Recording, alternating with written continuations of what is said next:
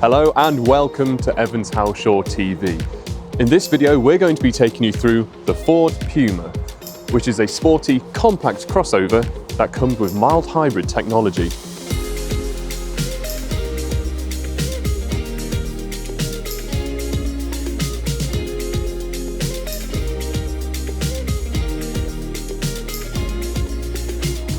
Now, what we're going to do is take you through the design of the new Puma. We'll have a look around its interior and its technology, explore some of its more practical features, and then we'll finish off by talking about the different engines and specs that are available.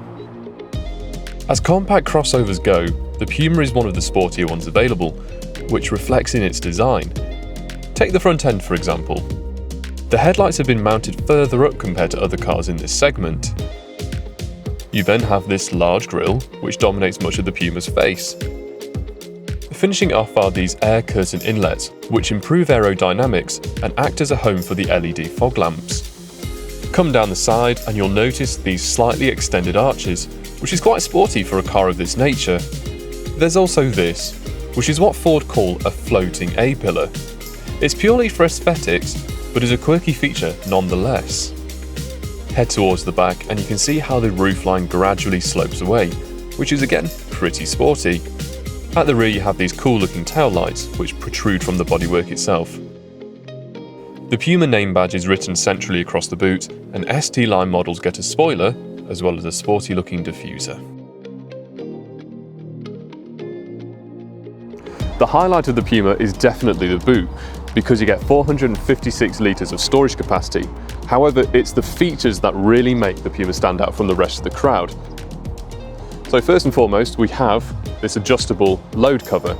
Unlike a regular parcel shelf, which is very rigid and can't really do a fat lot with it, this actually adapts to what's in your boot. So if you've got something that's quite large or cumbersome in there, it will actually physically wrap around it, which makes life a lot easier. The second feature you have is an adjustable boot floor. So at the moment you have quite a deep space for you to put stuff into. However, it does easily lift out and it just slots in like so, and it really minimizes the loading lip. And then the third thing is actually underneath the floor itself. So if I remove that and you look in here, you can see what Ford call the Megabox. And it's a waterproof storage compartment, which is absolutely ideal for storing things like wet boots or muddy sports equipment. And the great thing is, in the bottom here, you have a drain plug so that once you're done with all that, you can just rinse it out. And if you do need more space, what you can do is fold the rear seats down in a 60/40 configuration. Like so.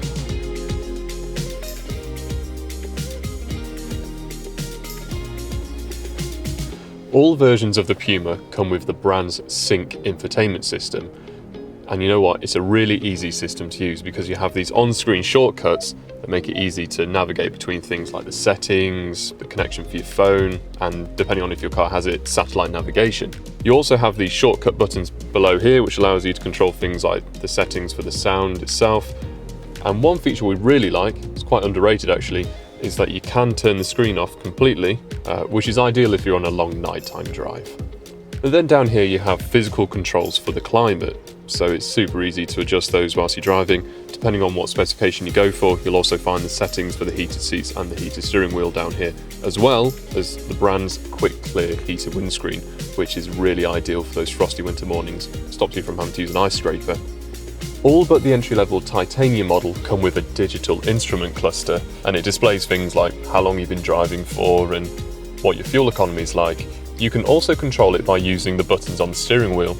And finally, each version of the Puma comes with selectable driving modes, which you can adjust using this button down here.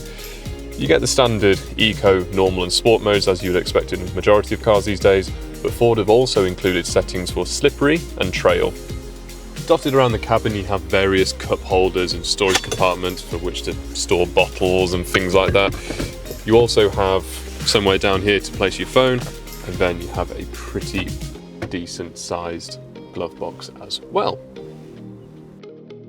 In the back there are ISOFIX anchor points in the two rear outer seats, so fitting a child seat is relatively straightforward.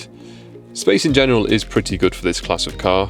However, it's worth noting that cars with the optional panoramic sunroof do sacrifice a bit of headroom, but if you have a young family, it won't be an issue. If we exclude the ST version, which is the Performance Edition, Then the Puma is only available with a 1 litre petrol engine, which either has 125 or 155 brake horsepower. Both versions come with mild hybrid technology, which is great for people who do a lot of driving around the city or just people who spend a lot of time in congestion, because it really helps with efficiency. You should expect between 48 and 52 miles to the gallon depending on how you drive, and you can have the car with either a 6-speed manual or 7-speed automatic gearbox.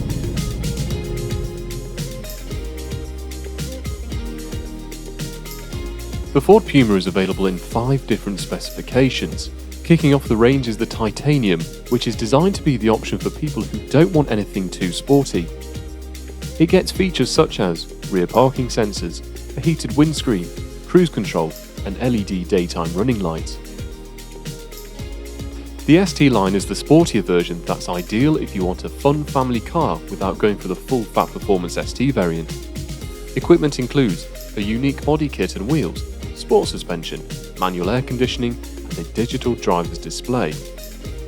Further up the range you have the ST-Line X, which adds more luxuries such as a wireless charging pad, a Bang & Olufsen sound system, automatic temperature control, and privacy glass.